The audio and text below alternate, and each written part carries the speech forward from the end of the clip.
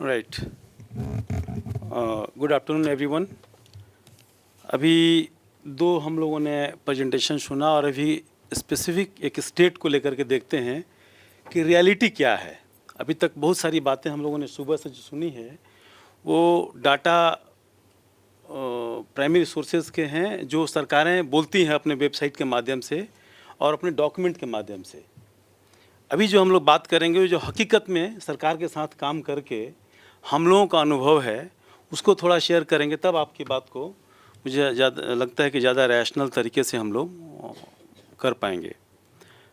झारखंड के बारे में हम बात करेंगे। झारखंड में 24 ज़िले हैं, 261 ब्लॉक हैं, 3.29 करोड़ पॉपुलेशन है और 26.63% ट्राइबल पॉपुलेशन है और 11.63% दलित का पॉपुलेशन है। ये दोनों इसलिए हम बोलना चाहते हैं कि दोनों मिला के और इकोनॉमिकली बैकवर्ड सेक्शन को मिला देते हैं लगभग करीब 65% पॉपुलेशन है जो बहुत ही गरीबतम पॉपुलेशन है झारखंड का, और इन्हीं के सारे बच्चे सरकारी विद्यालयों में पढ़ते हैं।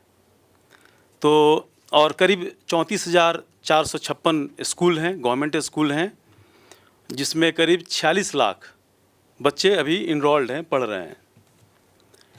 अभी जो पिछले 3 साल का ओवरऑल बजट देखें और एजुकेशन के बजट को देखें तो उसका फिगर है कि पिछले 3 साल में 52,000 बजट था स्टेट का, उसके बाद 66,000 हुआ और इस ईयर का 82,000 करोड़ बजट है पूरे स्टेट का साल का।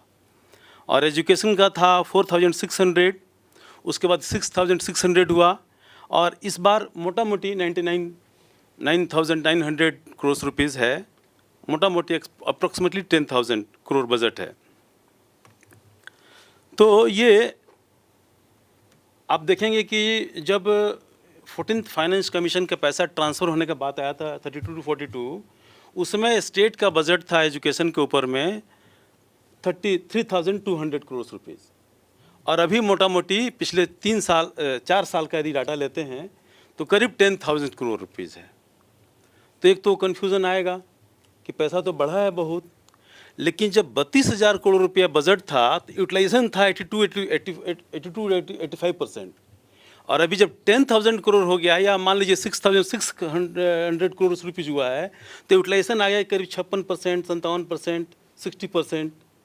सो जो एक्चुअल यूटिलाइजेशन है वो पेपर में दिखता है कि एलोकेशन बहुत हुआ है, लेकिन यूटिलाइजेशन ही बहुत ही प्रोपोर्शनेटली कम इंक्रीज़ किया है। और जो इंक्रीज़ हुआ भी है वो कहाँ पर खर्चे हो गए हैं?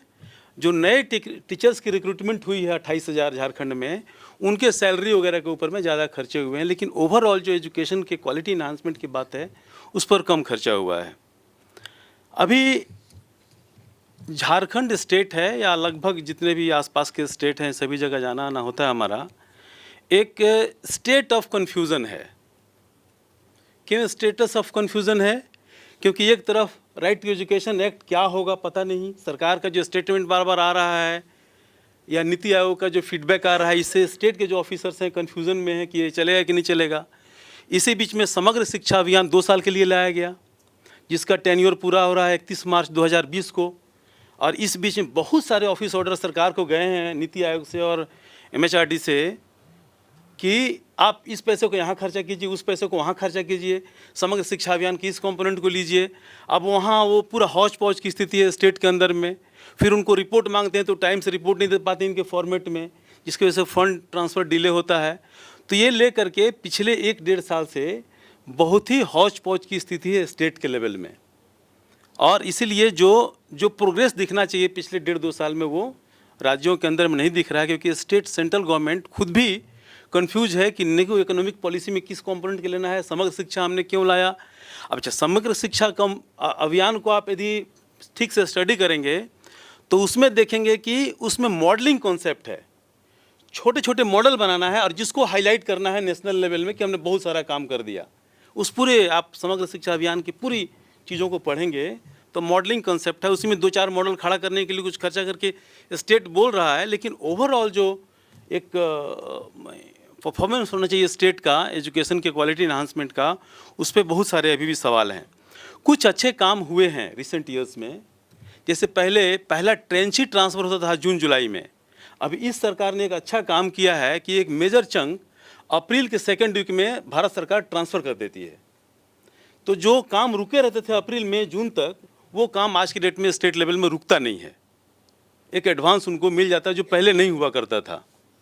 अब प्रॉब्लम कहाँ से आता है, जब इस फर्स्ट हाफ में बहुत सारी बात हो रही थी कि अंडर यूटिलाइजेशन क्यों है।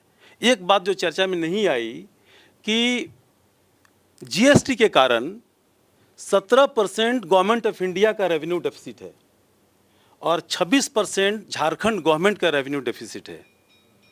तो जब हम बोलते हैं कि 10,000 करोड़ रुपया हमने ये एलोकेट किया है एजुकेशन के ऊपर में, तो खर्चा करने के लिए जो 30-40 का रेशियो है, 60-40 का जिस अभी एक वन स्केल में वो 40-60 के रेशियो नहीं है, केजीबीवी में कुछ अलग रेशियो है, बुक्स में कुछ अलग रेशियो है, तो सब मिला जुला के मोटा मोटी वो रेशियो बनता है। तो ये जो रेशियो है ये क्या होता है कि जब स्टेट की रेवेन्यू डेफिसिट हुई है तो इनको जो मैचिंग ग्रांट मिला करके और भारत सरकार का पैसा लेना था, तो खुद इनका अपना नहीं जुगाड़ कर पा रहे हैं, तो भारत सरकार के पैसे को ये मोबिलाइज नहीं कर पा रहे हैं। ये एक आज के डेट में बड़ा कारण है कि स्टेट्स अपने यूटिलाइजेशन का परफॉर्मेंस नहीं दे रहा है।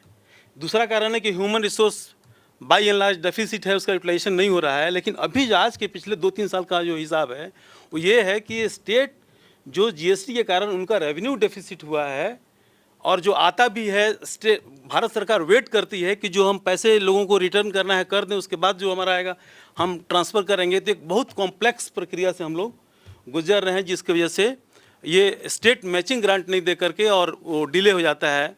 तो ये एक बड़ा कारण है कि अंडर यूटिलाइजेशन का।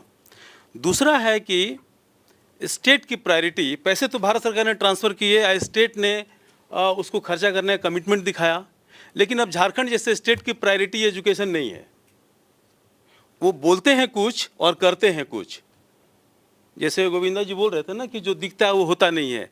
वो बोलेंगे क्वालिटी एजुकेशन की बात बोलेंगे सब कुछ, लेकिन फंड जब एलोकेट करना होगा तो रोड ट्रांसपोर्ट में हो जाएगा। प्रधानमंत्री ने बोला है स्वच्छ भारत मिशन के लिए, तो उसमें एलोकेट हो जाएगा। वो ये जो प्लास्टिक हटाने का उस पर एलोकेशन हो जाएगा। तो ये जो सरकार की जो डबल इंजन की सरकार है झारखंड में, तो जब भारत सरकार जिन चीज़ों को प्रायोरिटी फिक्स करती है बिना ऑफिस ऑर्डर का, वहाँ वो राज्य में प्रायोरिटी फिक्स हो जाता है और उसी हिसाब से वहाँ के मंत्री, वहाँ के संतरी सारी बात करने लगते हैं। तो ये एक बड़ा एरिया है जिसकी वजह से समस्याएं आती हैं। उसके बाद में कुछ अच्छे काम हैं स्कूल एजुकेशन में जिसको मुझे लगता है कि रजिस्टर करना चाहिए कि आज की डेट में पैसा ट्रांसफ़र का कोई इशू नहीं है। जैसे इसके पहले वाले सेशन में, लंच से पहले वाले सेशन बात हो रहा था कि स्टेट लेवल में क्या होता है पता नहीं है। नहीं, स्टेट लेवल में पैसे का ट्रांसफ़र स्टेट से सीधे स्कूल लेवल तक ट्रांसफ़र होता है एट वन गो। तो कोई भी जो प्लान बनता है और स्टेट तय करती है कि हमको ये पैसा ट्रांसफ़र कर रहा है, तो करीब 2 दिन के अंदर सारे पैसे अपनी जगह पर चले जाते हैं। तो पैसे ट्रांसफ़र वहाँ पहुँचने में कोई इशू नहीं है आज की डेट में। इशू है कि पैसा एडिक्वेटली वहाँ तक नहीं पहुँच पा रहा है, इसलिए अंडर यूटिलाइजेशन है। तो ये एक अच्छी बात है कि पैसे ट्रांसफ़र पहले से बहुत स्मूथ हुए हैं। 2 काम बाई एंड लार्ज बहुत अच्छा हुआ है। लगभग अगले मार्च तक सारे स्कूलों का इलेक्ट्रिफिकेशन हो जाएगा जिसमें एलोकेशन था, और ये एजुकेशन डिपार्टमेंट ने एलोकेट नहीं किया है, ये अलग दूसरी डिपार्टमेंट इसके ऊपर खर्चा कर रही है। एंड रनिंग वाटर सभी स्कूलों में हो जाएगा अगले 1 साल में, जिसको वाटर एंड सैनिटेशन डिपार्टमेंट कर रहा है अपने फंड से। तो ये एडिशनल स्कूल को मिल रहे हैं, लेकिन स्कूल के बजट में कहीं आपको दिखेगा नहीं। उसके बाद अब कुछ ऐसे चीज़ें हैं कि जब ये पैसे डेफिसिट हो जाते हैं तब स्टेट की प्रायोरिटी भी डेफिसिट चेंज हो जाती है। अब उसमें क्या होता है, उनको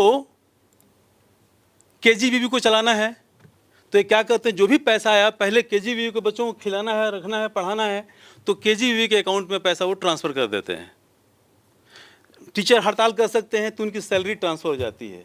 लेकिन स्कूल मैनेजमेंट कमेटी को प्रमोट करना है, स्कूल के सिस्टम को प्रमोट करना है, स्कूल के इंफ्रास्ट्रक्चर को अपडेट करते रहना है, ये सारे पैसे डेफिसिट हो जाते हैं।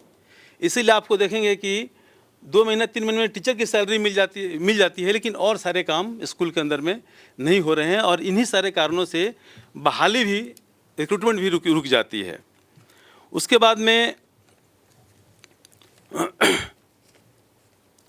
क्वालिटी एजुकेशन स्टेट के चर्चा में है अभी, चाहे हम लोगों के दबाव और आईटी फोरम के साथ में एक अच्छा एसोसिएशन है उनका स्टेट में, तो हम लोग दबाव भी बनाते हैं। इस दबाव की वजह से क्वालिटी ऑफ एजुकेशन उनकी चर्चा में है, लेकिन जब उनके काम में देखेंगे तो जब हमने आज फर्स्ट हाफ में जो बोल रहे थे कि ये जो बोस्टन कंसल्टेंसी ग्रुप है, पिरामिड फाउंडेशन है, ये दो लोगों का इतना दबदबा है सरकार के ऊपर में कि ये दो लोग जिस तरह से गाइड करते हैं उस तरह से वो अपना प्लान करते हैं, क्योंकि इनको पता है कि ये लोग हैं किसी विशेष व्यक्ति के भेजे हुए और नीति आयोग के माध्यम से हमारे पास आए हैं, और ये डबल इंजन की सरकार है, इसीलिए उस प्रायोरिटी को जो अनरिटन थ्योरी है उसको वो लोग इधर उधर नहीं कर सकते हैं। इसीलिए एक आदमी, एक छोटा सा स्टाफ भी पिरामल फाउंडेशन में कुछ बोलता है तो स्टेट मानने के लिए उसको बाध्य होती है। ये हालत है अभी। उसके बाद में कुछ ऐसी चीज़ें हैं जो क्रिटिकल एरिया हैं, जो झारखंड के स्तर पर मुझे लगता है कि बजट शिफ्टिंग की वजह से प्रॉब्लम होता है कि रेगुलर टीचर का अभाव है। अभी भी करीब 72,000 ये टीचर हैं, पैरा टीचर्स हैं, जिनका सैलरी आज भी 5,600 रुपये है। अभी भी उस लेवल में भी उनके शिक्षक बहुत ही कम है, क्योंकि ये जो पैसा रेवेन्यू डेफिसिट हुआ है इस वजह से पैसे खर्चा नहीं कर रहे हैं। तो एलोकेशन तो आपको दिखेगा लेकिन वो खर्चा नहीं हो रहा है। ये बढ़ा हुआ एलोकेशन दिख रहा है लेकिन खर्चा नहीं हो रहा है। उस तरह से इन्वेस्टमेंट जो है, एक और चीज़ है कि जितने भी इन्वेस्टमेंट अभी सरकार कर रही है वो कंप्यूटराइजेशन ऑफ स्कूल्स कुछ मॉडल करने के लिए, इसके जो पिरामल फाउंडेशन या बोस्टन कंसल्टेंसी ग्रुप बता रहे हैं कि आप ऐप से पढ़ाइए, कुछ मॉडल स्कूल बनाए गए हैं कि आप इंटरनेट से पढ़ाइए। तो इंटरनेट और ऐप से पढ़ाने की प्रक्रिया में बच्चों और शिक्षक, अब सरकार अभी बोलना शुरू कर दी है कि और शिक्षक की ज़रूरत नहीं है, हम लोगों का जो है अभी वो ठीक ठाक है। और 5,600 स्कूल के आसपास सिंगल टीचर स्कूल हैं जहाँ एक टीचर है और 200-300 बच्चे हैं। तो ये फंड खर्चा तो दिख रहा है कि हाँ एलोकेशन हुआ, इसका ये करना है, यूटिलाइजेशन नहीं हो रहा है उतना, लेकिन जिसके वजह से ये सारे इशू अभी अपने जगह पर ज़्यादा ये कर रहे हैं। दूसरा है कि जो स्कूल मैनेजमेंट कमेटी है और जो सबसे मूल एरिया है डाइट, जो टीचर को गढ़ने का टकसाल है, वो मोटा मोटी पूरे राज्य में मृत प्राय है। बहुत ही कम उनका परफॉर्मेंस है। उनके जो शिक्षक ट्रेनिंग करना है वो ट्रेनिंग नहीं कर पाते हैं, उनके पास फंड के अभाव हैं, वो चल नहीं पा रहे हैं, डाइट अपना काम नहीं कर पा रही है। तो जिसके वजह से ये 2-3 एरिया जो है शिक्षक नहीं है, जो है वो प्रॉपर बढ़िया शिक्षक नहीं है, और स्कूल मैनेजमेंट कमेटी को हम लोग प्रमोट नहीं कर रहे हैं। एनुअल वर्क प्लान और बजट आपको मिलेगा, बहुत ही अच्छा डॉक्यूमेंट मिलेगा, लेकिन उसके हिसाब से काम नहीं हो रहा है।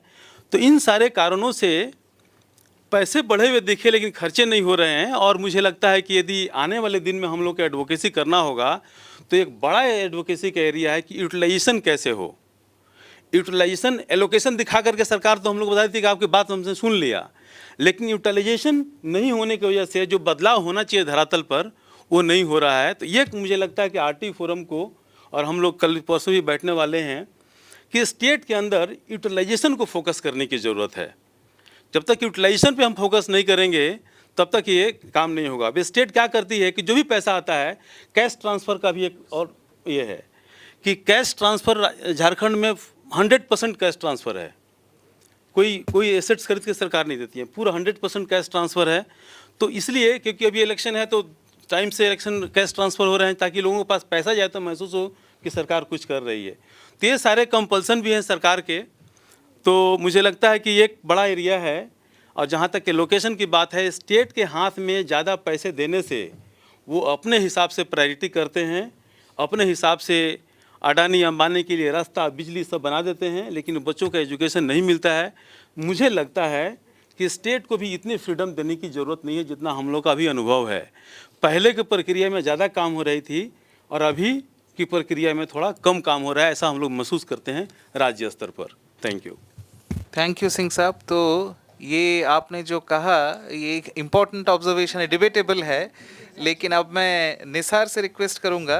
निसार, समय हमारे पास बहुत कम है तो मैं आपसे रिक्वेस्ट करूंगा थोड़ा संक्षेप में, और इसी सवाल पे जिस जिस पॉइंट पे मिस्टर सिंह ने कहा कि शायद ज़्यादा सेंट्रल स्कीम के ऊपर निर्भर करना बेहतर हो सकता है, मैं रिक्वेस्ट करूंगा आप इसी डिबेट के ऊपर अगले 5 सालों में सपोज राजस्थान के लिए जो रिक्वायरमेंट है वो एलोकेट हो रहा है, ठीक है, सपोज 15th फाइनेंस कमीशन कहती है कि ठीक है हम एक एजुकेशन फंड बना देंगे स्टेट वाइज, अब उसमें पैसा कैसे आना चाहिए, समग्र शिक्षा अभियान एंड अदर सेंट्रल स्कीम्स, या ज़्यादा पैसा आना चाहिए through states own channels of allocation?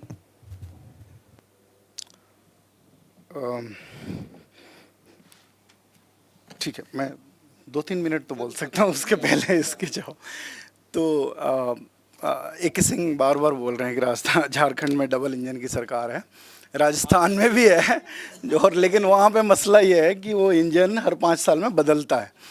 तो इससे एक प्रॉब्लम होता है कि जब वो पिछली सरकार रहेगी, जो पिछली सरकार थी, जो ये पूरा पीरियड था 14वें वित्त आयोग का ड्यूरेशन था, उस दौरान वहाँ बीजेपी की सरकार थी और उनका अपना ही सोच समझ नज़रिया बिल्कुल अलग है इन चीज़ों को लेके।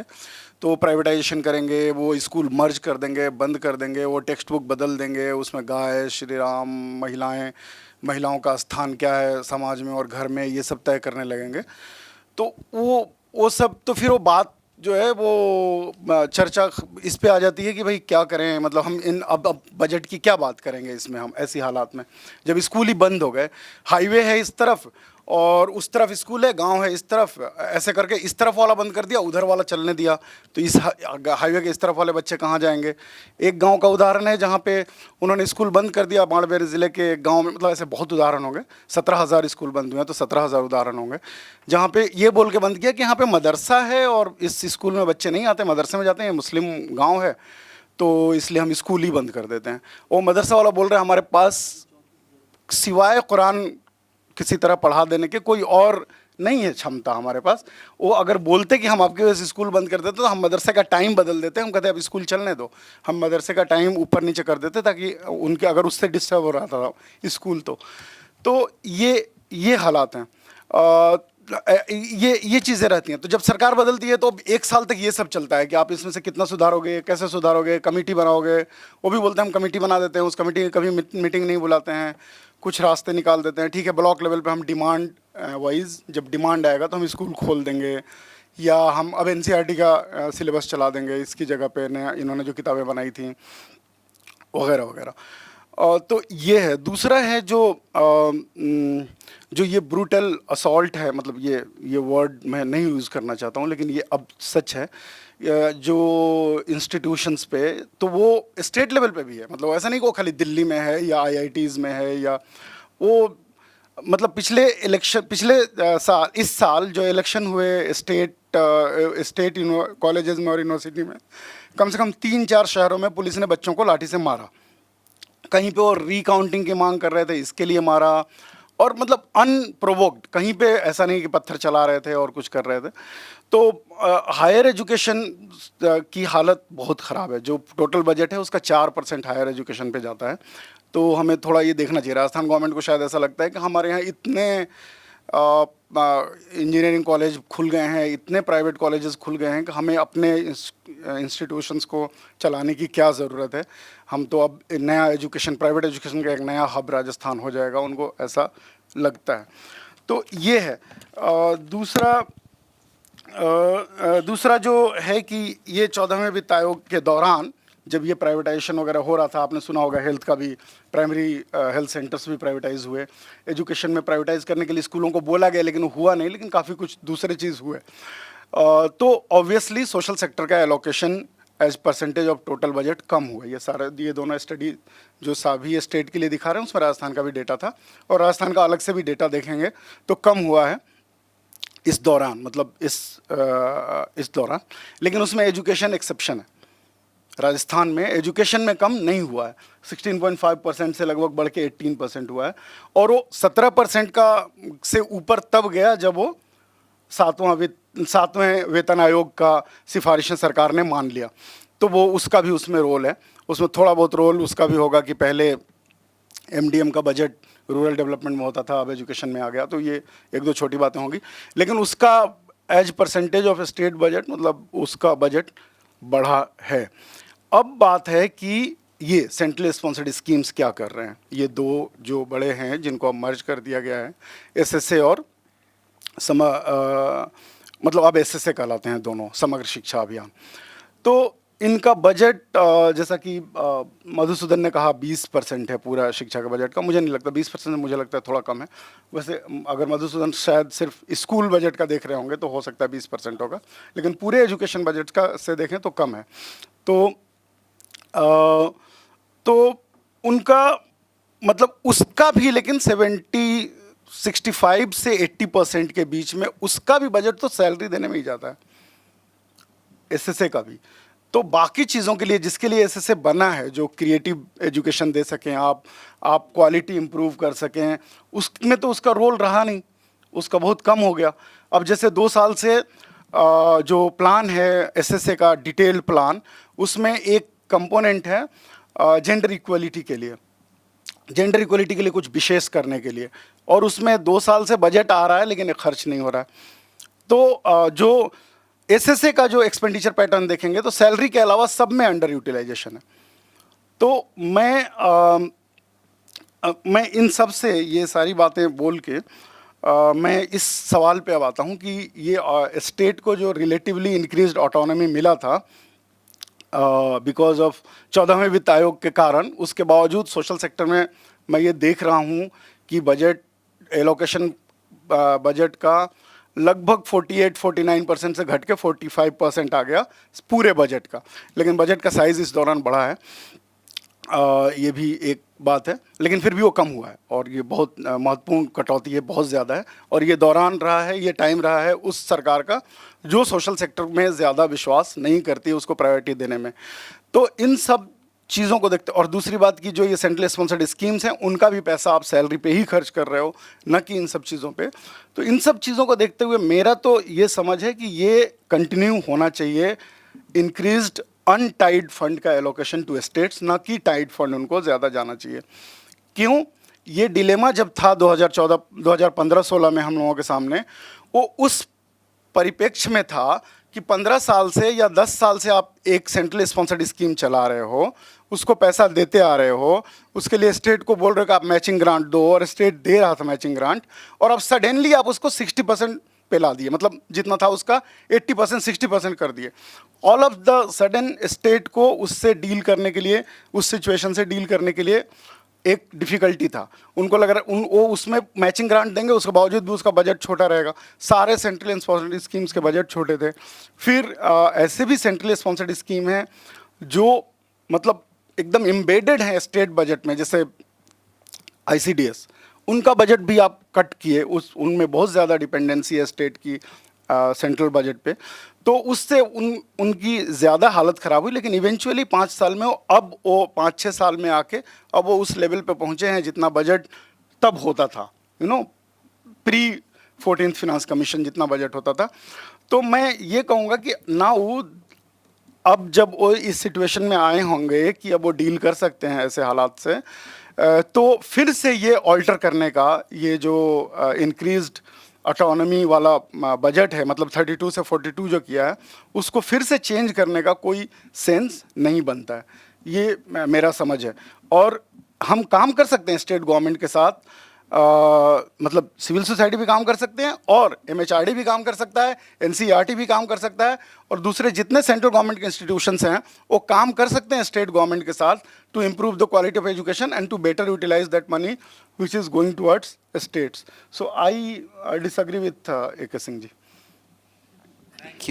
Thank you Nisar. समय हम लोगों का समाप्त हो गया है और अगले सेशन के लिए पैनलिस्ट भी आ चुके हैं। फिर भी अगर कुछ साथी अपनी बात रखना चाहते हैं तो 2-3 बहुत ब्रीफ कमेंट्स हम लोग ले सकते हैं। रवि, ये जो सेंटर और स्टेट का मामला चल रहा है, I would even go a step further and say why not local governments handle school education completely. It should be in their domain, and they should, and this becomes very important in the context of 15th Finance Commission, because then let them allocate those resources under the local self-government frame. And I think that will be best dealt with, because the reality is at that ground level. Teachers locally recruit करना, ये सब it'll definitely improve the school education system if it is done that. We've had examples in the past. I mean, BMC schools were one of the best. Bombay Municipal Corporation schools at one point of time, they were some of the best in the country. So there's every reason why we should not move a step downwards.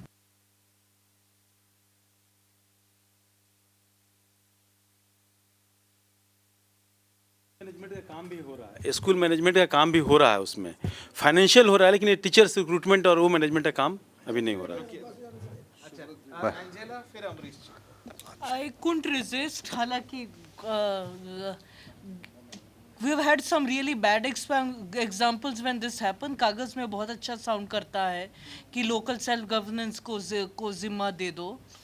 उदाहरण के लिए अभी नेपाल में it has been made from not a state, not a national issue, not a state issue, but a panchayati raj issue. Initial दौर में बहुत panchayati raj institutions take interest. After that we run into operational management issues of recruitment कहीं और है, qualifications उनके ensure कराना उनकी बस की बात नहीं है, रिसोर्सेज पंचायती राज को देना किसी और की जिम्मेदारी है. Therefore the net result is it's a transfer of responsibility without the transfer of accountability without a transfer of capacity to deliver. Therefore, sounds good. In principle, there are potential drawbacks. अच्छा, देखिए, मेरी जो राय है वो ये है कि RT is not a simple center sponsored scheme. This is the responsibility of a state because it central government, because it is a fundamental right, it is a law enacted by both houses of parliament.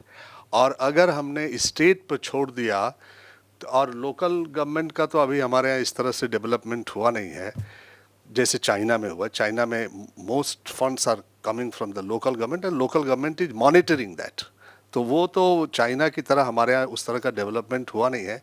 और states की भी priority अलग अलग है. और अगर आपने छोड़ दिया इसको, और सेंट्रल गवर्नमेंट फाइनेंसिंग के मामले में, I am not talking about the text book, curriculum and other diverse thing, financing के मामले में अगर ये सेंट्रल गवर्नमेंट ने फाइनेंसिंग इसमें नहीं ज़्यादा डाला तो ये अनइक्वल डेवलपमेंट होगा. कहीं किसी राज्य में अच्छा होगा, उसकी प्रायोरिटी होगी गवर्नमेंट की, कहीं किसी राज्य. That central government should forgo its financing responsibility. So that's why I am saying that the major contributions should come from the center, and this is the responsibility of union government. Number 1. Number 2, for education, it's a fundamental right. दूसरा मैं ये कहना चाहता हूँ कि AK Singh साहब का जो बातचीत है उसमें बहुत कॉन्ट्रडिक्शन है और मुझे लगता है इनको देखना चाहिए. जैसे झारखंड का बहुत ही पुअर रिपोर्ट आई है, 72,000 टीचर और पैरा टीचर्स, ठीक है, 34,000 स्कूल हैं जिसमें 5,000 सिंगल टीचर स्कूल हैं. इसके बाद आप देखिए तो 56% यूटिलाइजेशन है फंड का, लगभग हाफ. इसके बाद आप देखिए तो SMCs के लिए कोई पैसा नहीं है और यूटिलाइजेशन नहीं है. और टीचर सैलरी आप कह रहे हैं 2-3 महीने में मिल जाती है. तो अगर ये सिनेरियो है झारखंड का कि 6,000 स्कूल बंद हो गए, 34,000 स्कूल अब बचे हैं और उसमें से भी 5,000 सिंगल टीचर स्कूल हैं और उसमें भी टीचर्स जो है वो पैरा टीचर्स 72%. माने झारखंड एक ऐसा राज्य है जहाँ 80% I think is the para teacher and 20% is regular teacher. वहाँ ये रेशियो है. ये सब है. तो अब आप ये बात करना बंद कीजिए कि सरकार आपकी राय से काम करती है. नहीं, हमने कहीं नहीं कहा कि सरकार हमें, क्योंकि आप बिल्कुल इसको बोलिए ही मत कि आपकी राय से सरकार काम करती है. अगर आपकी राय से करती है और ये सिनेरियो है तब हम सरकार के साथ आपको भी जिम्मेदार मानेंगे झारखंड के बारे में. फिर हमारी लड़ाई आप पे भी शुरू हो जाएगा. सरकार हम लोग की राय से काम. और बोस्टन कंपनी वहाँ झारखंड में लगातार स्कूल बंद कराने पे लगी हुई है. तो इसलिए ट्राइबल एरियाज में we are not going to allow them to close down the schools on the basis of less number of ये भी children. बता दें आपको कि जो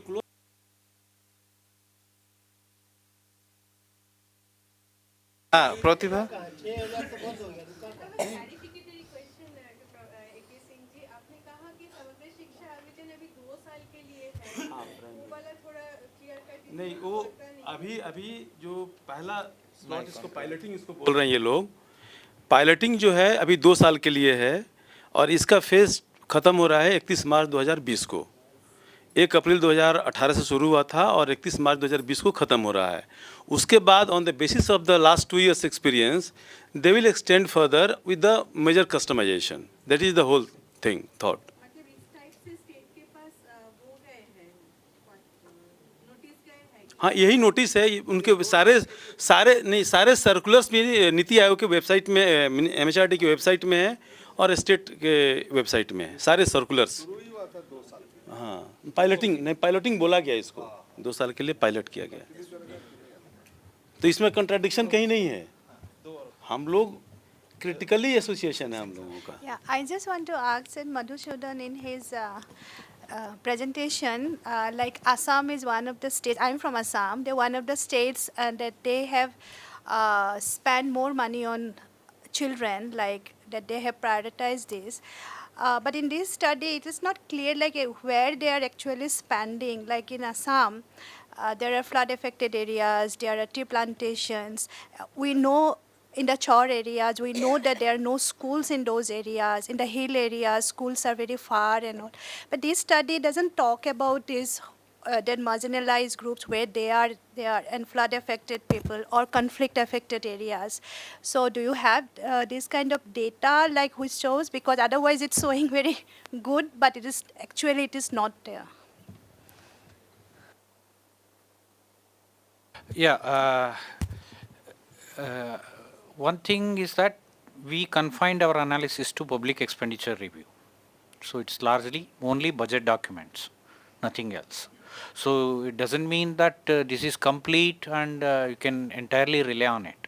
It does give some, it does flag some issues, it does give some directions, but not necessarily, maybe it should be complemented with some kind of a field study, then only one can. Yeah, because Assam government is giving money to RSS-run schools.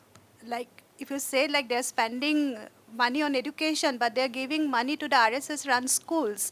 So because if you give this kind of picture, it's a very general kind of thing, but in reality it's completely different. So I think that kind of some sort of analysis would have been there. RSS get Yeah, definitely, I Yeah, agree. RSS from the government. RSS run schools, yeah. This is called the Sankardeva and system. from where they get the fund?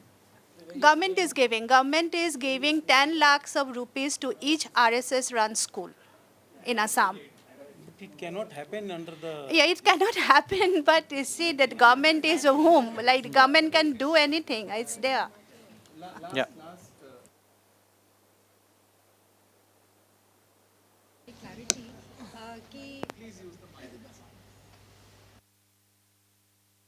I just wanted to understand for my clarity and for the clarity of the group also.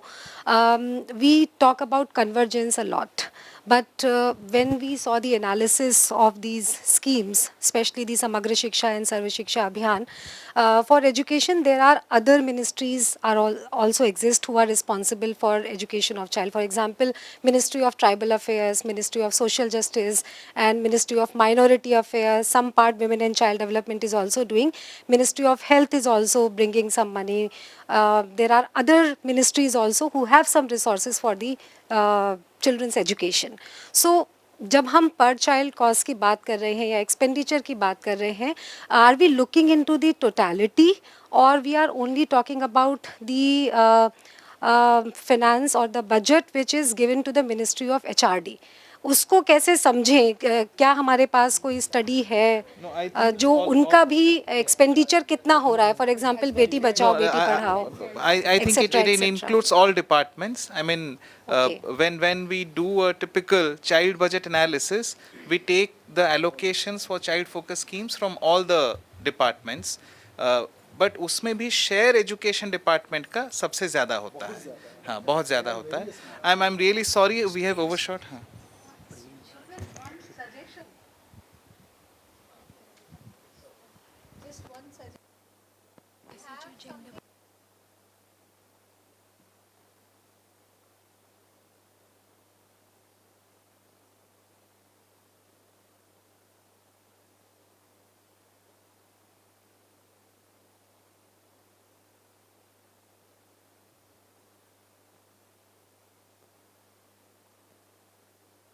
All the organizations here who are engaging with research and analysis should definitely prioritize this and unpack like this whole problem of underutilization of resources. But we'll close this session. Let's have a very short 10-minute tea break. Shrijita, चाय है अभी? तो मैं सबसे request करूंगा कि please 10 minute में हम वापस आ जाएं सो दैट हम लोग 5:15 बजे तक ये ख़त्म कर पाएं पूरा. तो 10 मिनट में वापस आना है.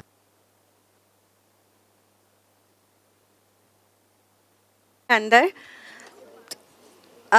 The session is fiscal policy and public provisioning for education. Session का चेयर कर रहे हैं professor Praveen Jha. He is the professor with at the centre for economic studies and planning in JNU. और हमारे साथ है 3 एमिनेंट स्पीकर्स.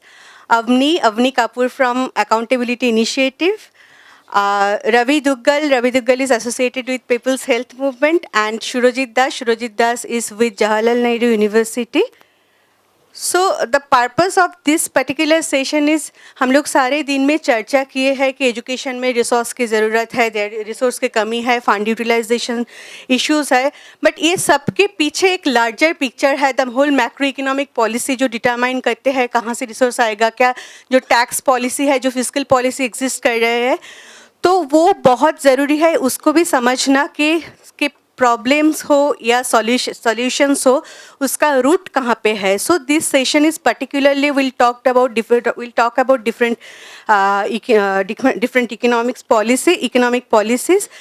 एंड उसमें भी हम लोग थोड़ा और रिसेंटली कुछ चेंजेस आए हैं कुछ पॉलिसीज़ में, जिसके बारे में भी थोड़ा चर्चा करेंगे. We have requested Avani specially to talk about performance linked financing, जो आउटकम बजट आए है, how it is affecting centrally sponsored scheme और it's improving outcomes.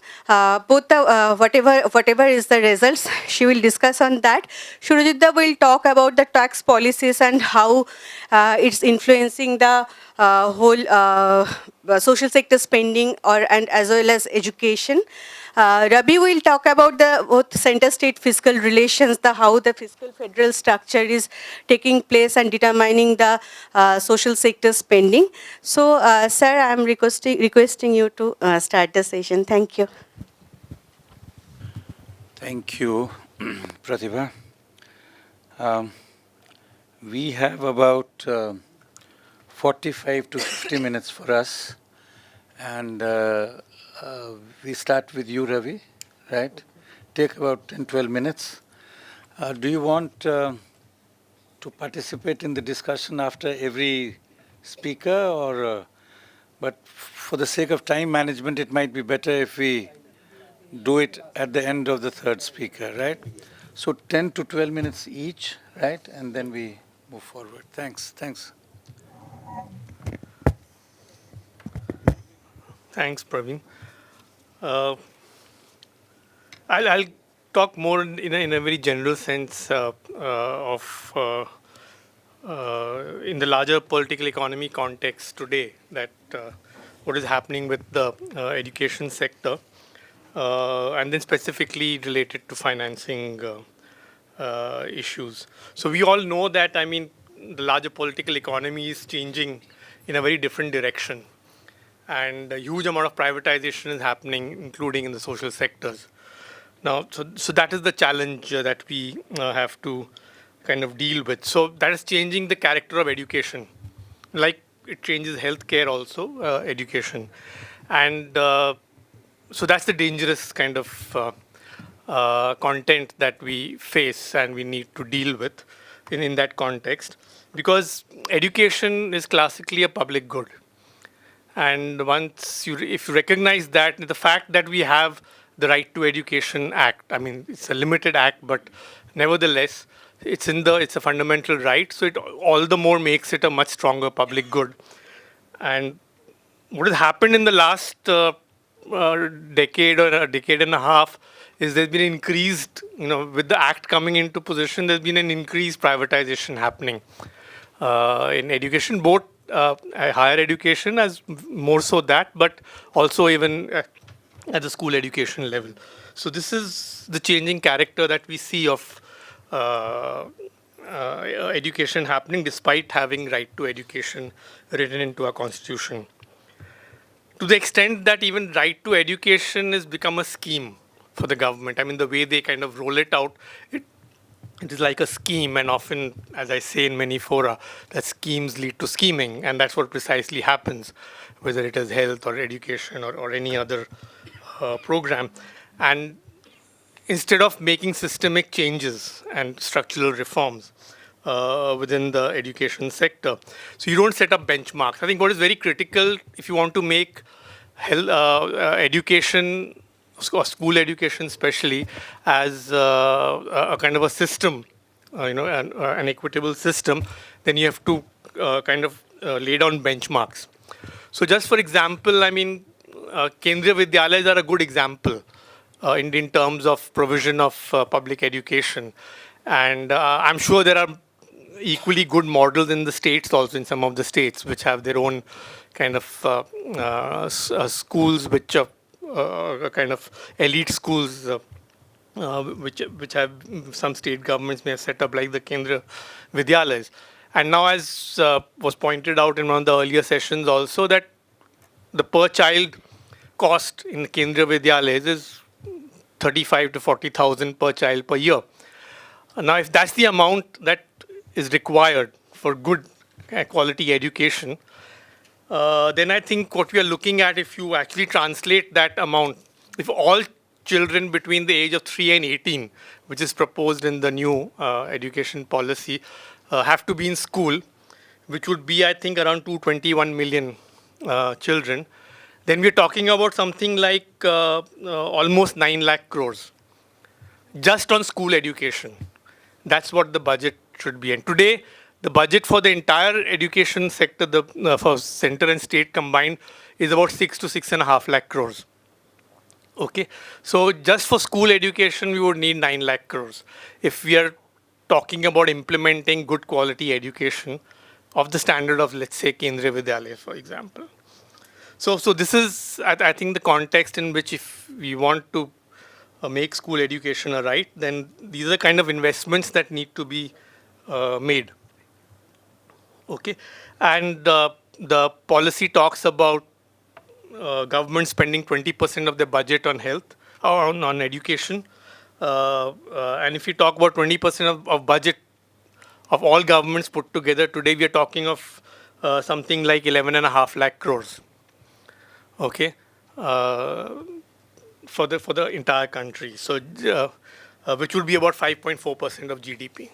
So close enough to the 6%, which since the Kothari Commission we've been talking about, and which has become like a illusion, and which we never reach. And we're today around 3% of GDP where education is concerned. 3.5% if we add the other departments which spend on education, like scholarships for Dalits and tribals, and money coming from other departments. So totally, that's what we are spending on education.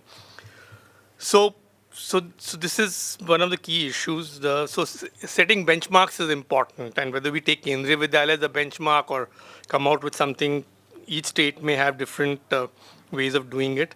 But I mean, that is what we need to work towards. Then the question raised is, where will this money come from? I mean, that's a fair enough question. I mean, how do you kind of generate these resources, both fiscal resources and human resources? Because education being largely a human-intensive sector, you require good human resources if you want to develop quality education. Because you've in the earlier session, we've discussed the problem about having para-teachers and volunteers and all kinds of non-formal human resources being used within the school education sector. So human resources is also equally important. So Now, education is a concurrent subject, so it's a responsibility of both the center and the states.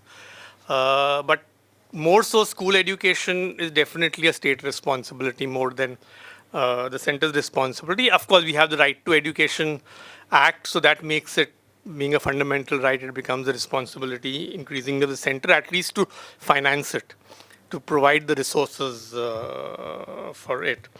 So, but what we have seen since the GST policy that we've had, GST has been implemented, the control of raising resources at the state level has got reduced. So GST has taken away the autonomy that states had in through sales tax and other VAT, which was in their domain. Now everything has been centralized, and then it gets distributed equally between center and state. So many states have actually lost revenues, and therefore there's a talk about compensation, and which was recently incidentally paid. I don't know if it was paid, but at least it was released. Some 36,000 compensation due to GST was released to states because they were, which was long overdue, and so the center has not really been, performing in that sense in terms of devolution of resources when the Finance Commission has kind of mandated it, or GST has mandated it, and so on and so forth. So the center does not really care much about social sectors. In fact, center is taking all social sector policies in the direction of privatization, whether it's education, health, and so on. So they would like to move away as far as possible from social sector responsibilities, including education.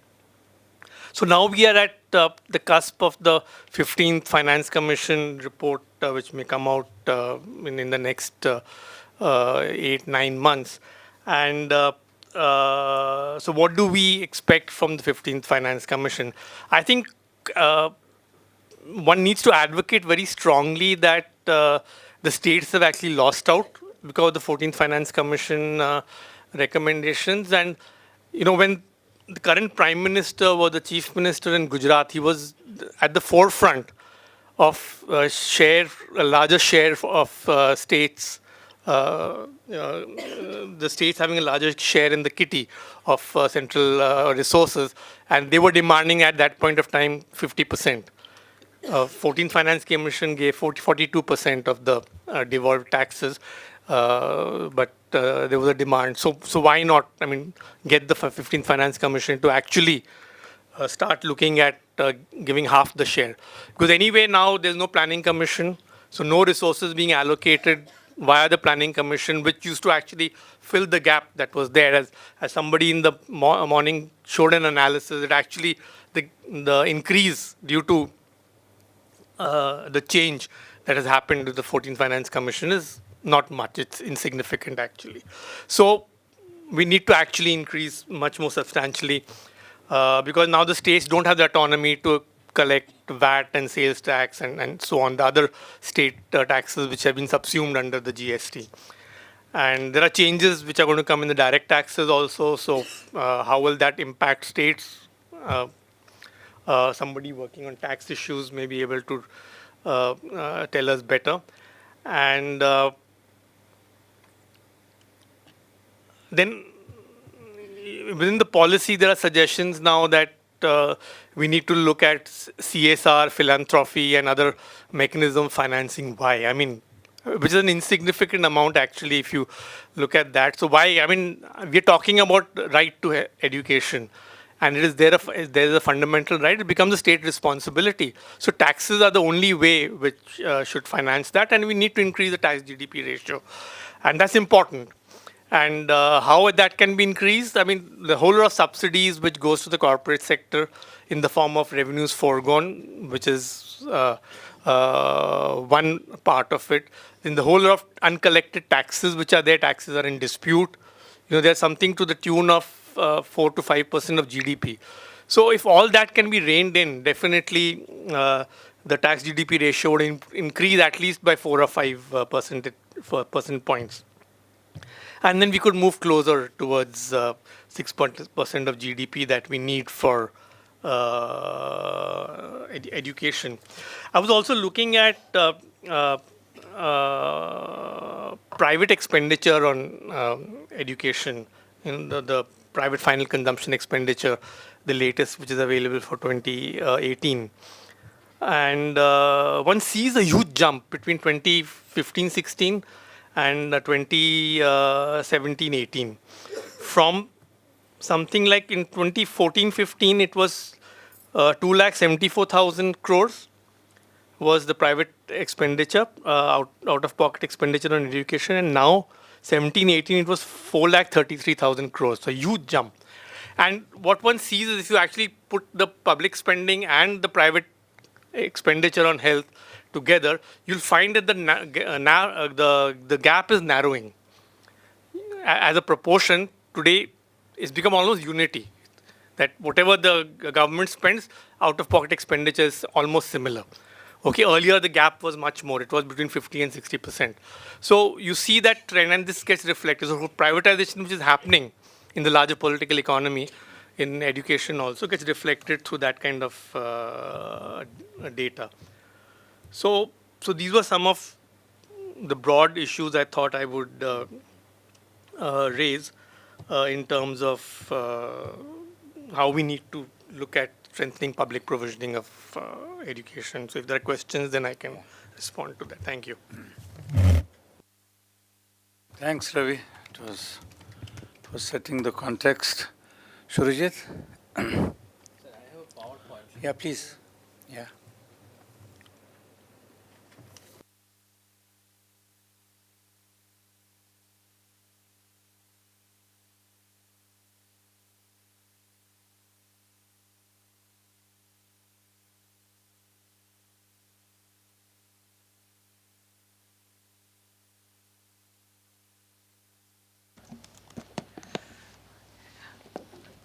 A respected chair, my professor, Professor Praveen Jha, and friends. At the outset, I want to thank Pratibha, CVGA, Subrat and all for having me here. I am not an education specialist, but I started working on education, getting motivated by our students and their movements. So very recently, I put together some numbers for you guys for your consideration. I hope I'll be able to make some sense. Okay, so let me begin by this graph.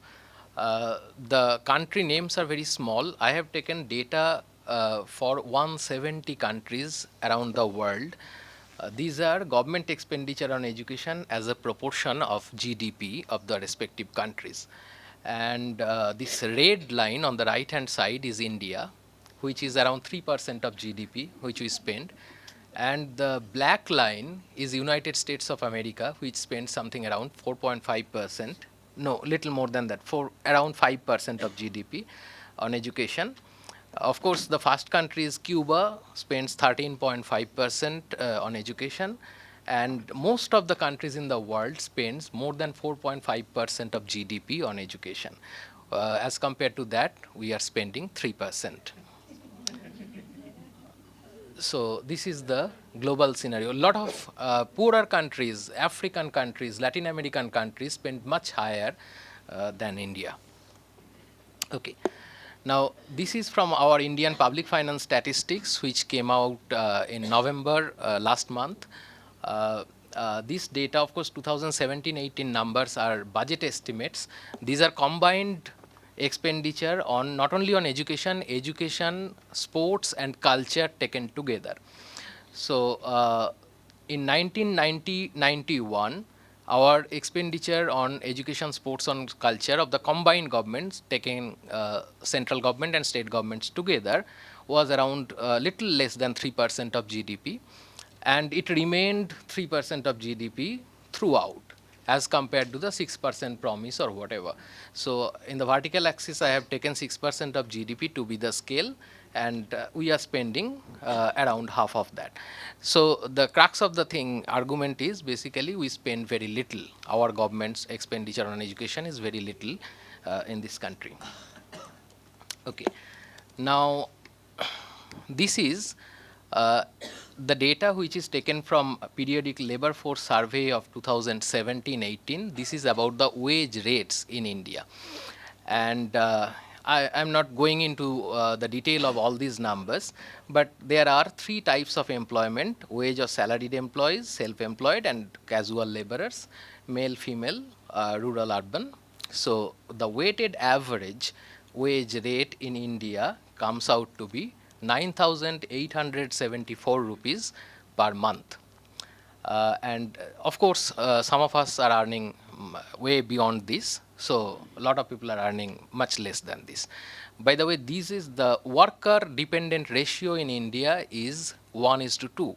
Therefore, in per capita terms, this income would be divided by 3. So roughly around 3,000, 3,500 rupees per month is the average per capita income in the country. Now, this is from one data source. To confirm this figure, I have also looked at this data on rural wages, which is provided by Labour Bureau Shimla. These are on 12 agricultural activities and 13 non-agricultural activities, gender-wise. These are the average, simple average of all the states. They survey 5,000 villages from all over the country. So these are the average numbers. So if it works out to be around 7,500 per month is the rural average wage rate in India, which majority of population, rural population in agricultural and non-agricultural activities earn. Yeah.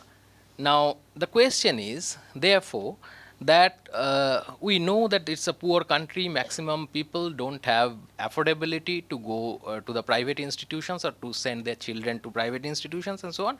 And we also know that in this country, the government spending on education is relatively low, but still, why do government, and one of my friends from Dehradun, she was asking me that what is the compulsion that government faces? Why are they trying to increase fees in JNU and elsewhere, IIT and AIMS and so on?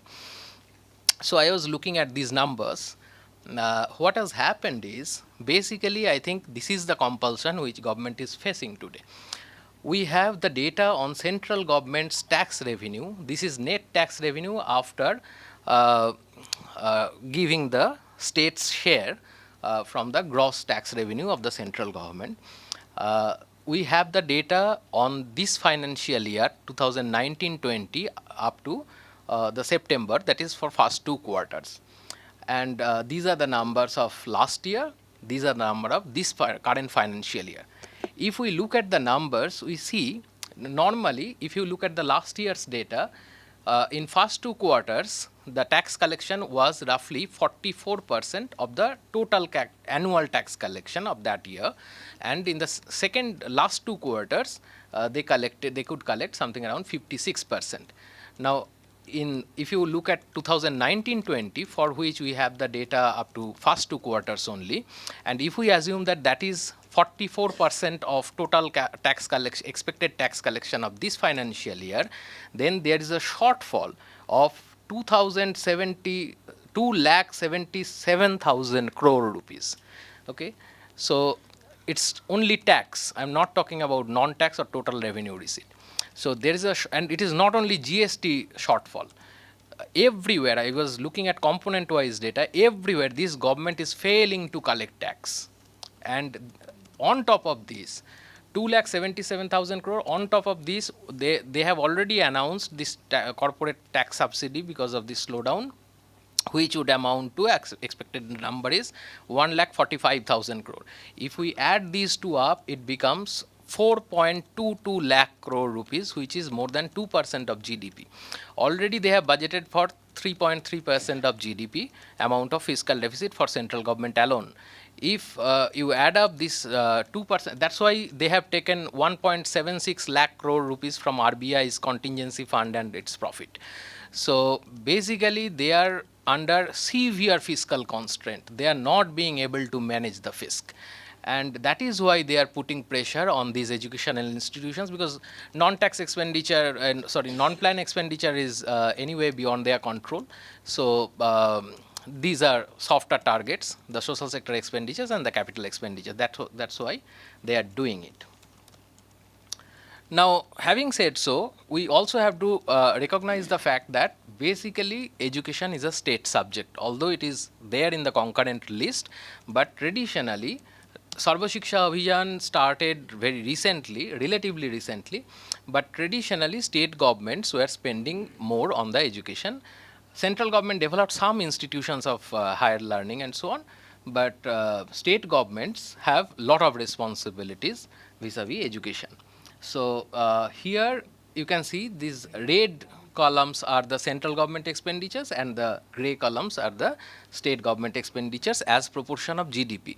By the way, if we add these two up, this is not equal to total combined expenditure of combined government, because there are a lot of transfers, particularly after 2014-15. What has happened is the central sector schemes or centrally sponsored schemes, they earlier were bypassing the state government budgets and they were directly going into the hands of the implementing authority. Now the accounting norm has changed, so it is entering the state budget, then getting added with the state, matching grant component of the states, and then getting reflected into the state's expenditure. So there is a double counting. That's why simply if we add these two up, we would not get the total expenditure on education. But this is the scenario. Now, state governments are also in severe fiscal crisis. What has happened, already it has been mentioned that after centralization of taxation, after implementation of GST, and particularly if today or tomorrow these three sectors, petroleum, electricity and alcohol, are included into, because they are important inputs in almost all the industries and transportation. So if they are included into the ambit of GST, then more than 90% of state government's tax power would be centrally determined. On top of that, the central transfer to states are also centrally determined, and there is a FRBM cap on the state government's fiscal deficit. Therefore, if you add these two up, 90% of state government's revenue plus central transfer to states plus your fiscal deficit to GSDP ratio, that becomes nothing but, it is an identity that becomes equal to the state government's expenditure as a proportion of GSDP. Therefore, more than 90% of state government's expenditure as a proportion of GSDP is being centrally determined for all practical purposes. So that is, many people were arguing that states' autonomy are getting curbed and so on and so forth. So in this situation, even after, as I was saying, that transfer is the green line, which has gone up, of course, after 2013-14 because of this change in the definition.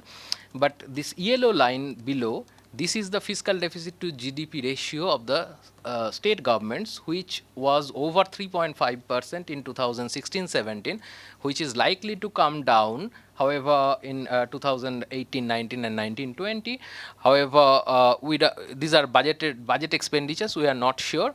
But if you convert 3% of GSDP in terms of percentage of GDP, it becomes around 2.5%, 2.5 to 2.6%. So state governments are supposed to restrict their fiscal deficit as proportion of GDP to 2.5 to 2.6%. As compared to that, it is already higher than that. So states are operating within this constraint. And here the role of Finance Commission comes in, that they have to devolve enough funds to enable state government to increase expenditures if they have to increase expenditure at all in sectors like education. And this is the last graph I have, which is I'm trying to argue that education is important for human development. Or let's say government expenditure on education is important for human development. What I have done is I have plotted along the vertical axis the UNDP Human Development Index. I have data for 170 countries, as I was telling, for which data is available. So what I have done is I have chosen 17 countries in order of Human Development Index and made 10 groups. And also I have taken the average government expenditure on education as proportion of GDP of these countries, 17 countries in each group. And I have plotted these 10 dots, and clearly you can see a positive, very significant relationship between the government expenditure, along the horizontal axis, it is average government expenditure on education to GDP ratio. Along the vertical axis, it is the average UNDP Human Development Index. So as government expenditure on education goes up, clearly you climb up the ladder. So it is therefore it is important for the government to spend more money on education for ensuring better human development index in the country. So these are the main points, that is government expenditure on education as proportion of GDP is less in India. Average wage rate and family income are very low in India. Expenditure compression happens because of revenue shortfall. Education is mainly a state subject in India. State finances are extremely are in extremely tight situation after FRBM and GST, and increasing education spending of government is important for human development. Thank you.